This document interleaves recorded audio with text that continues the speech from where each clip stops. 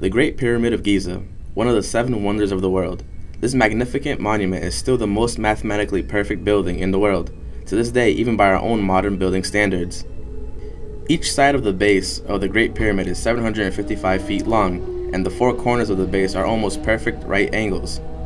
The Great Pyramid is constructed with an estimated 2,300,000 blocks of stone, with an average weight of 2.5 tons per block, and some blocks weighing up to 70 tons. The Great Pyramid is also estimated to weigh up to 5.9 million tons, standing at 481 feet with the capstone in place. The Great Pyramid was the tallest building for nearly 4,000 years until the 19th century when the Eiffel Tower was built. The Great Pyramid is oriented almost exactly on the 4 cardinal directions aligned true north with only 3/60th of a degree of an error. The Great Pyramid is located on the Giza Plateau in the country of Egypt and lies at almost exactly at the center of the landmass of the world, and it's divided into 4 equal parts. Astrology is also incorporated in the building of the Great Pyramid. The Pyramids of Giza are laid out to exactly mirror the Orion's belt in the constellation of Orion, and also to reflect their position of the stars circa 10,400 BC. Also, the southern shaft of the King's Chamber points at the star Al-Nitak in the constellation of Orion. The northern shaft in the King's Chamber points directly at the star Alpha Draconis in the constellation of Draco.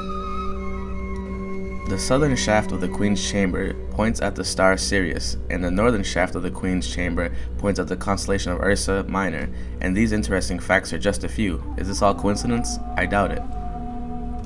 But who built it, and how? Many experts have argued this for centuries. There are 3 popular theories: the big ramp, cranes, and the spiral ramp theory. The big ramp theory is just not plausible.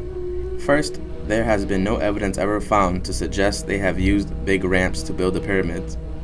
The amount of material to construct the ramp would have been more and larger than the pyramid itself.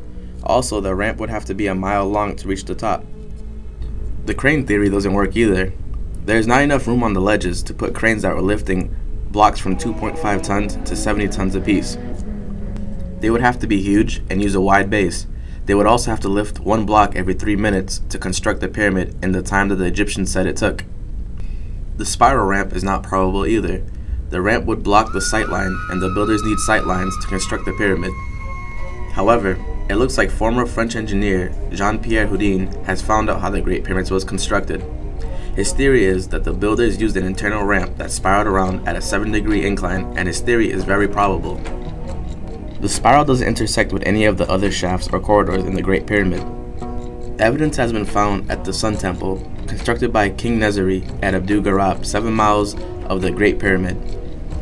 In the 1980s, a French team using microgravimetrics found a hidden chamber inside the Great Pyramid.